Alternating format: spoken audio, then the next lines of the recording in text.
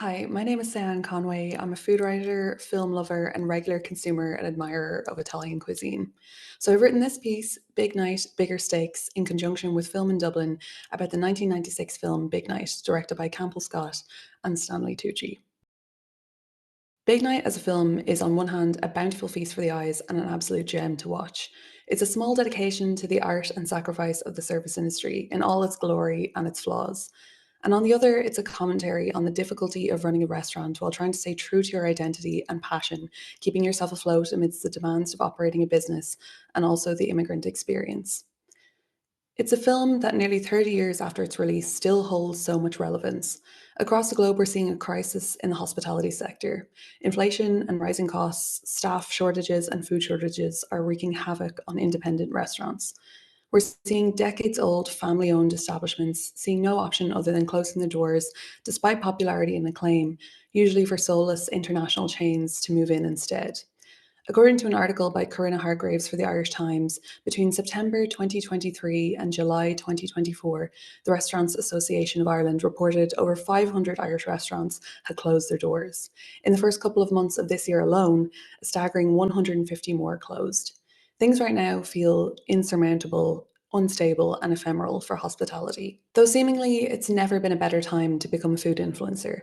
Taking snaps of your coffee, your pastry, or your romantic meal at X popular restaurant is a lucrative game for the TikTok girlies, with a decent following and an even semi decent phone camera and wallet.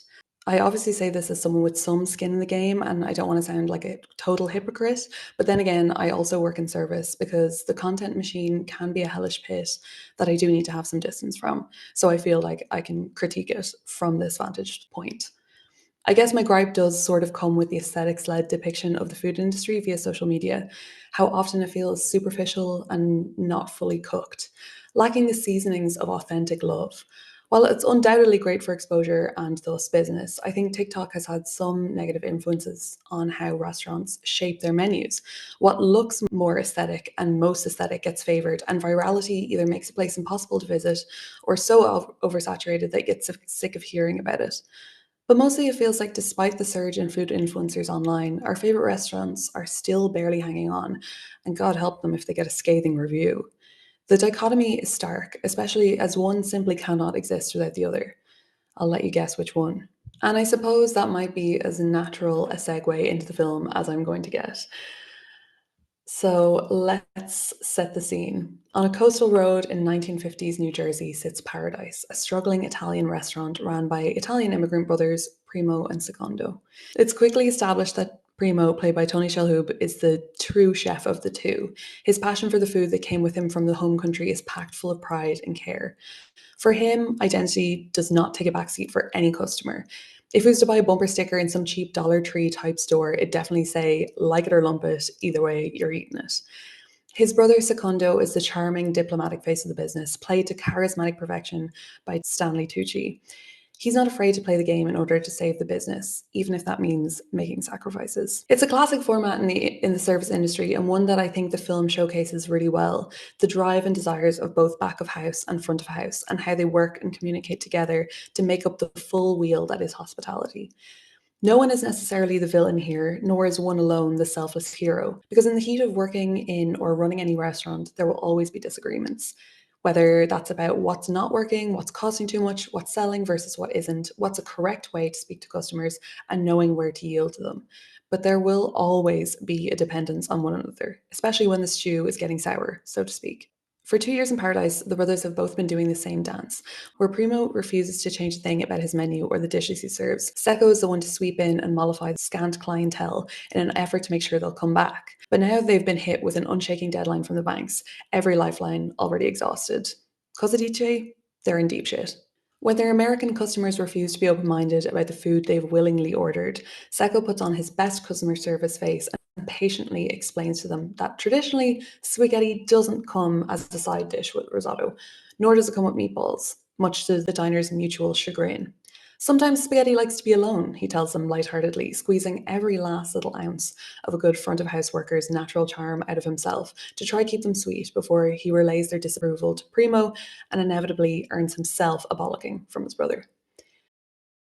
Primo's dogged perfectionistic attitude towards his menu is seen as frustratingly precious by Secco, who desperately wants to do something to change the restaurant's financial viability, seeing as he's the one out of the two actively trying to schmooze their banker for another extension on their repayments. But I find myself rooting for Primo's staunch disdain at the idea of watering down his recipes, and thus his culture. He snarkily suggests serving a bowl of mash on the side, or hell, even hot dogs, if that's what will keep them happy, prompting Secco to challenge him to tell this to the diner's faces himself. He won't. In defense of Secco, putting a chef and his Billy Big Balls attitude to the test by doing what they do for a living, keeping people happy via the medium of food, is enough to shut them up real quick. Most times. If give people time, they learn, Primo exasperatedly tells his brother, setting him off into a rage, financial stress weighing him down to the point of interfering with his sex drive. I don't have time for them to learn. This is a restaurant, not a fucking school. The pressure of Paradise's finances affects both brothers, despite their different priorities. Primo turns to his confident pal and barber, who listens to his woes and soothes them with a shot of grappa in exchange for some genuine feedback on leftover food from the restaurant. He advises them to ring up their restaurateur Zio back in Rome, Scheme 1. Concurrently, a preoccupied Secco forlornly sucks down a cigarette in the blue and red lights cast from the glitzy neighbouring and aspirational Pascal's. All it needs is some Lana Del Rey dubbed over it to fully complete this forlorn visual. He, unlike his brother, can set aside his pride in the name of being realistic, and so takes himself over to Pascal's for some R&D and a potential handout. Scheme 2. The scene in Pascal's is one of near overstimulating hedonism. It's like some kind of nightmare circus, flashing red, white, and blue like the Americans it appeals to.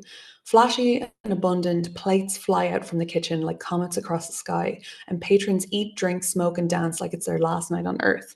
Not exactly a confidence boost for Secco, whose ability to play the game has led him to Pascal's office like a lost soul to a confession box. Even the barman here calls him by the English translation of his name, a further slight to his identity and the man he has to become in order to play the game. Pascal's the kind of guy who on the outside seems like an everyman kind of guy, a friend to all despite his success and riches, an exuberant yet generous man, the kind of man who cut his teeth in the land of fucking opportunity, who made the American dream work for him, thus making him seem like a kind of blueprint for Secco. But Pascal speaks frankly to Secco that he can't help him financially. Unsuccessful in another attempt to poach both of the brothers and their talent, he instead relays a sort of fable to our despondent Secco about American consumer behavior. A guy goes out to eat in the evening after a long day in the office, whatever. He doesn't want on his plate something he has to look and think, what the fuck is this? He wants to look at his plate, see a steak, and say, I like steak, I am happy. Pascal here shows us the decision he's had to make in order to make money in the land of the free, resulting in the watering down of his own culture in order to be palatable to American diners, thus profitable for himself. It's a double-edged sword. Is food simply a commodity, a distraction from our lives outside of work, a means to fill a gap within ourselves? If we think nothing of what we are consuming and spending money on, what's it all really for? Mindless consumption with our disposable income can be seen as a show of status rather than for discovery or genuine enjoyment. However, it seems maybe Pascal can do something to help. He knows a guy. A classic trait of men like Pascal, they always have a Rolodex of big names to whip out for story embellishment or slight ego stroking. When big names come in, you lavish them. It's PR 101 essentially. He says it's easy throwing a few meals or bottles out to any big kahunas who walk through your door, then sitting back and waiting for them to come back in of their own accord. And in a slightly Nathan for You-esque scheme, he proposes that he calls singer and friend Louis Prima to come to Paradise. They'll make a night of it. Free food and wine. Invite the town. It'll have everyone talking and it'll be the guaranteed hit Paradise needs to save it from closing.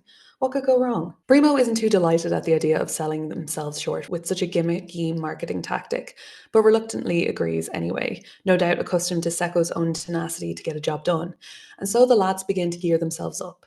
In a montage of all it takes for an already struggling business to pull out all stops, we see them carrying bucket loads of gleaming fish, haggled at the market for a decent price at the mention of Prima, back up to the restaurant as Pascal and Gabriella roll by in a Cadillac. Then there's issues with suppliers and herbs not being as fresh as they should be, but time and money being of the essence. Phyllis, putting her frustrations aside with her man, even volunteers herself to help the boys out, and we see the four working together in tandem to get the restaurant ready.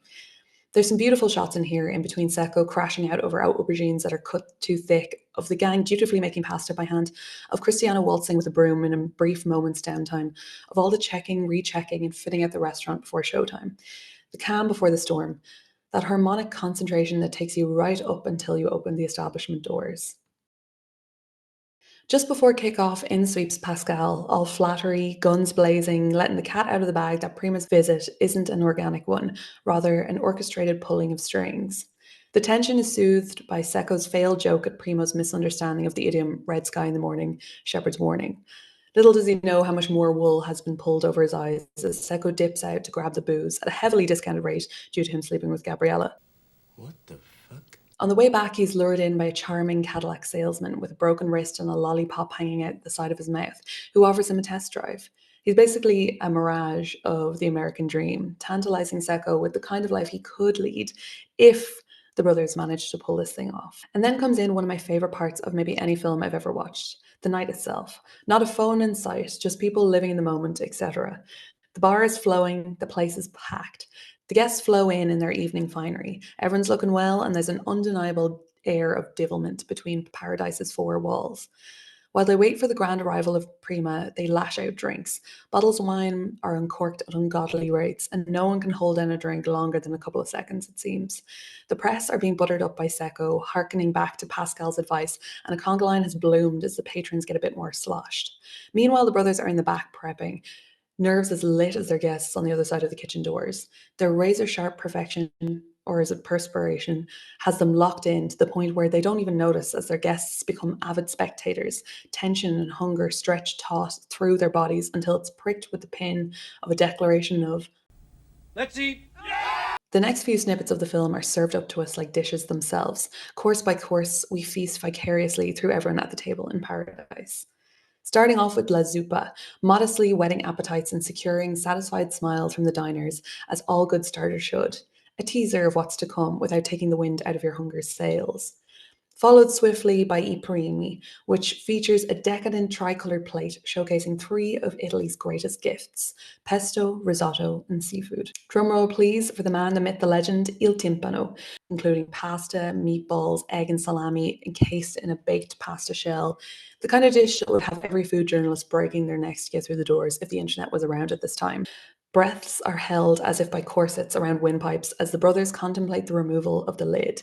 When they successfully remove it, they continue to talk in hushed tones, palpating the big mound of pasta like it could detonate at anything more than a featherlight touch.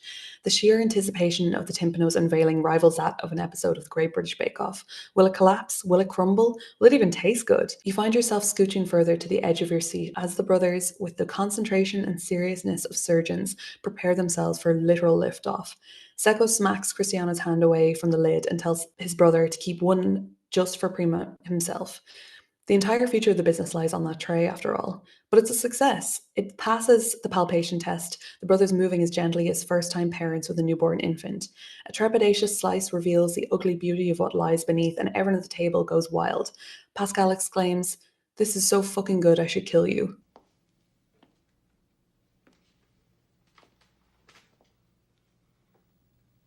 This is so fucking good, I should kill you.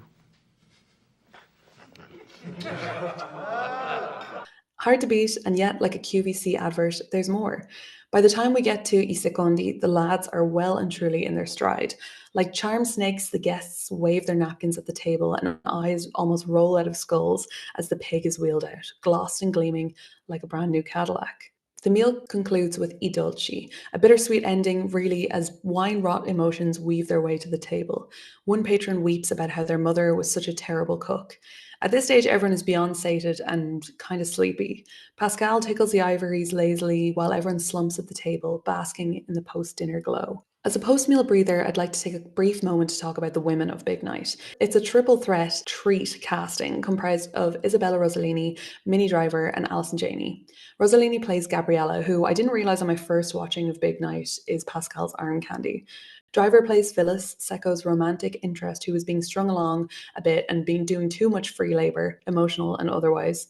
Both women are being two-timed by Secco, and although only one of them knows this, Gabriella, both are left feeling unsatisfied by their respective relationships. What I find interesting about both of these women is their loyalty to the men who don't appreciate them. Their willingness to toil for the sake of their business while being kept on short leashes, a tale as old as time. And in the one scene that allows this film to scrape a pass in the Bechdel test, they meet outside the restaurant after Phyllis has been puking her ring up, and before she walks in on this woman wearing the face off her man in the toilet. Gabriella helps her through it, and they share a smoke and a quick chat.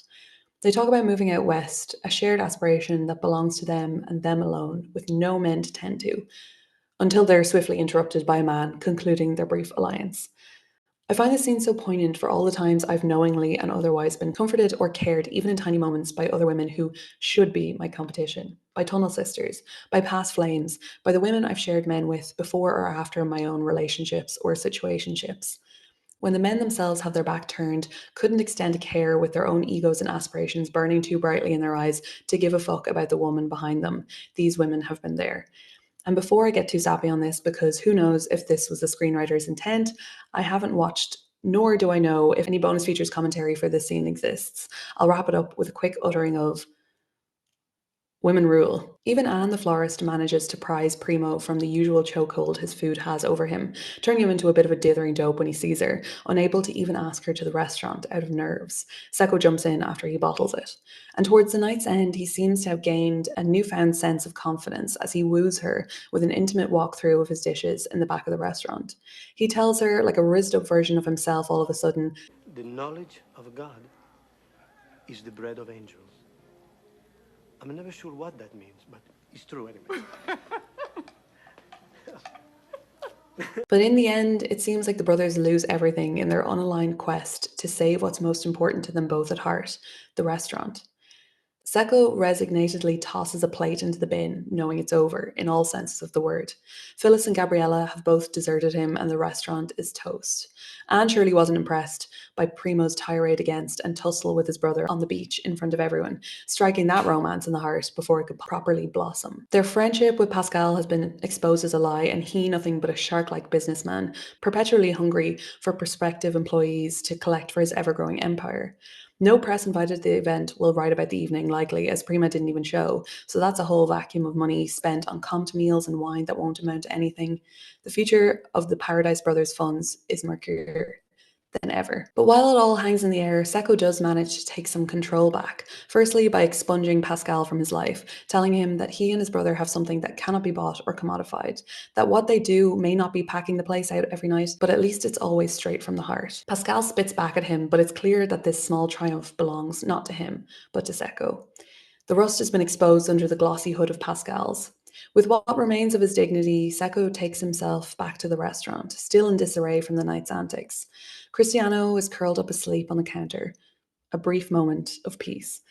Just like waking up after a sesh, Paradise is a shell of the night prior, stripped back to the beating heart of itself, its own staff. The early morning sunlight exposes the writing on the wall for the restaurant and for the lads. And so silently, Seko does what he knows best. Without a word or a semblance of doubt, he cracks a few eggs in a pan. He begins to cook. The staff meal. A unifier, a salve to all service-sustained wounds, a respite after the madness, or a moment of calm beforehand. At the table, everyone is equal. To be human is to have hunger, to eat is to nourish one's body, and to eat together is to nourish one's soul. Seko splits his omelette 3 ways, passing a plate to Cristiano and then to Primo. They eat in silence, but it's a comfortable silence. Even after such a public argument and an inability to make things work for the business. Food is a symbiotic language, an arm over a shoulder after the bread has been broken, so to speak. All that lies beyond this moment is lost in the scraping of knives against plates, eggs sizzling and water boiling. You almost can't hear the sound of the repo man's tires pulling up out back. And while this is just a movie, this is also such a stark reality for many. If they don't have the right cash flow to begin with, or don't have a shiny, modern aesthetic to their premises, or can't appease the general populace with what they have to offer, it may not work out. Sometimes it could just take that one mention in an article or word of mouth recommendation to get them going, or a willingness from prospective diners to try something they're not necessarily used to. Right now, there's a terrifying amount of people getting fired up about immigrants in Ireland, a land and nation built and arguably preserved by immigration. Intolerance is soaring scarily, and people's perceptions of what counts as Irish and what doesn't is narrowing. Immigration breeds innovation, a more beautiful, diverse world, and of course, delicious food. It's sad to see our world and our own little island forget that. If Paradise existed some 60 years in the future, perhaps it'd get picked up as a hidden gem on TikTok and become a Jersey favourite. Their timpano would attract diners from all corners of the globe. Stecco could do demos online and off about different Italian aperitifs and how to pair them with food, racking up a brand new audience hungry to learn more about Italian cuisine. But in the afterglow of their big night, things look less hopeful. But at least in the now of our final scene, the brothers' sorrows are lessened slightly, at least for a moment, with a well cooked meal enjoyed together.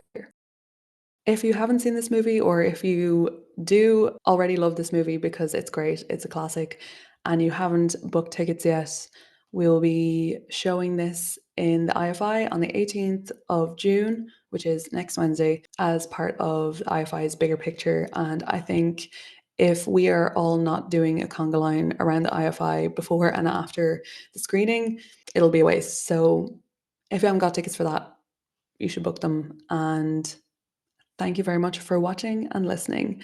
Grazie a tutti. Ciao.